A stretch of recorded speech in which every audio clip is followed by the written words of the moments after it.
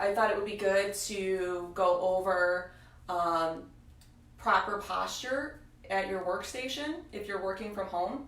For those of you who don't know, I'm also an occupational therapist. That's what I went to school for. And I have been a therapist for over 18 years now.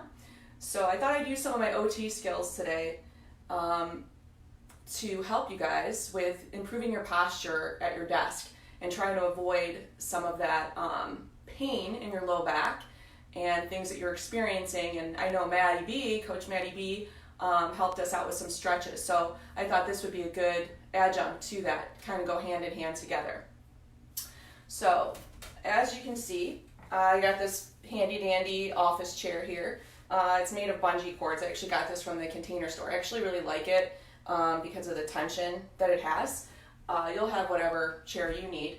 But I thought we would go over this today so that we could avoid things of what we call like tech neck. So that hunched, head down, neck bent over your computer or over your phone that you usually do at your desk.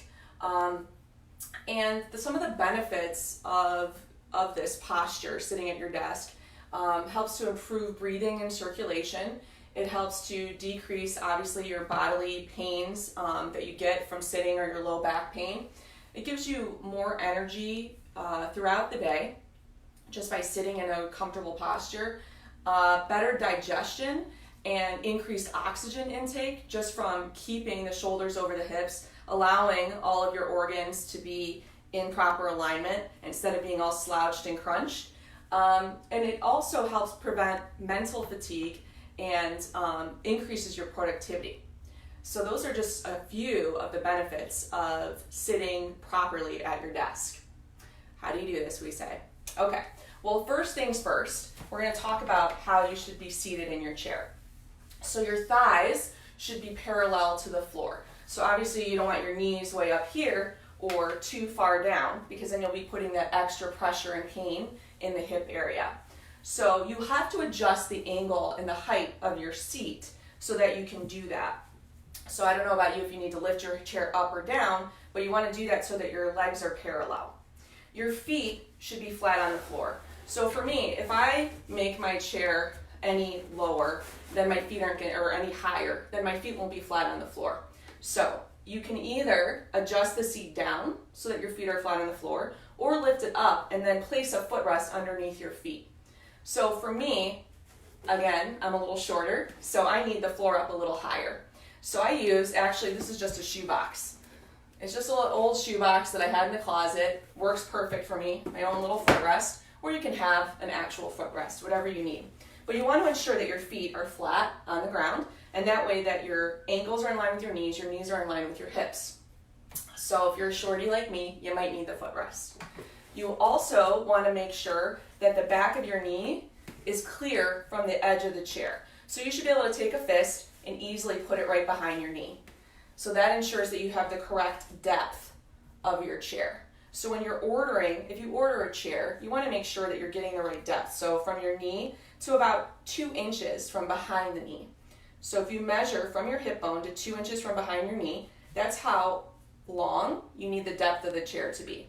So it allows that freedom of movement right behind the knee. And of course, your lower and mid back should be supported. So a tendency for a lot of people is to sit on the edge of their chair with their back not being supported. So you want to sit with your hips all the way back in your chair and your low back supported. So you want your back against the edge of the chair, or you can take a little towel, like I have a little towel here, like a little additional lumbar support, and place it right at your waist level, right along like where your belt would be. That's where I like mine to be. You can move it around, you know what feels good to you. Or you can get a little pillow. They have a lot of different lumbar support pillows you can buy. A rolled up towel works just fine as well. So for me, I like that little additional support right at my low back. So from here, once you have all of those things in alignment, the next thing you'll want to do is make sure your forearms are supported and your shoulders are relaxed. So we have a tendency, again, to sit like this, shoulders up against the ears, or maybe have your armrests a little too high. My armrests aren't adjustable. They stay here, which is another reason why I had to bring my chair up a little bit higher. So that way I would be at a parallel level to my desk.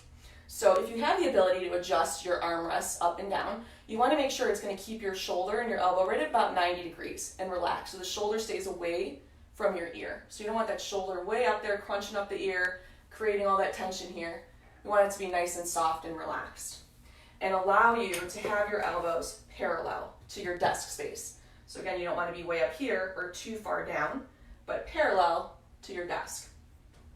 And your elbows should be about approximately the same height as your keyboard.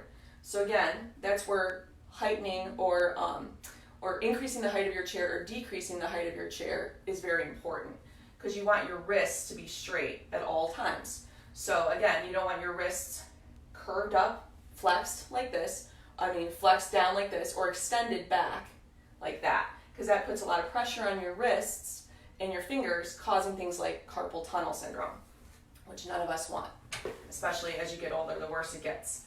So you want forearms, shoulders in line with the elbows, elbows in line with the wrists neutral at your keyboard. So if you need to, you can always adjust the height of your keyboard as well. If you have the ability to flip those little clips up, mine's static, I don't have the ability to move it. So again, that's why I have to play around with the placement of my chair so that I can keep my wrists supported. And your monitor should be at about an arm's length away from your face. So that way you're avoiding that eye strain, and again, hunching the hands, the head, and the shoulders forward to look at the screen. You want it right about arm's length away, and you want to be able to read the top text of your computer screen. If you had anything written up here, you'd want to be able to look at it with a neutral neck. So meaning you wouldn't be looking down at it or having to look up and place that pressure in your neck. So neutral neck as well. So just about an arm's length away is pretty good for you. And keeping in mind with that, so you're having that nice neutral posture, your neck right over your shoulders right over your hips, your back and your shoulders soft and supported. You want to keep your documents, if you have any documents that you're reading from, instead of placing them on the desk next to you, again, causing you to look down like this to type, or if you're referring to it, you're constantly pulling yourself forward. So my recommendation is to get a document holder right next to your keyboard that's right along the same lines as your monitor. So that way you're able to maintain that posture. You can turn yourself, look at your document, and type. So it's not causing you to flex forward or look down. It's keeping that nice neutral posture. I don't have a document holder. I literally just have a folder that I'm tilting against my nice flower vase here, just so I can keep it at the same height as my monitor. And another thing you want to make sure of in your office space is that you have the proper lighting. So again, to avoid eye strain or that hunching over to look down at something, you want to make sure you have the right lighting to avoid that. So I'm lucky enough to have a window right here by my desk. And I know we live in Cleveland, but I usually get some pretty good natural light through here. If that's not the case for you, you can always buy yourself a nice desk lamp to get a little extra light in your area. That's a really good suggestion if you need to, or you can even have one that clips like right to the top of your document holder. That way, preventing that eye strain. And then another suggestion I have with all this, as long as you're maintaining your posture, is you want to change your position frequently.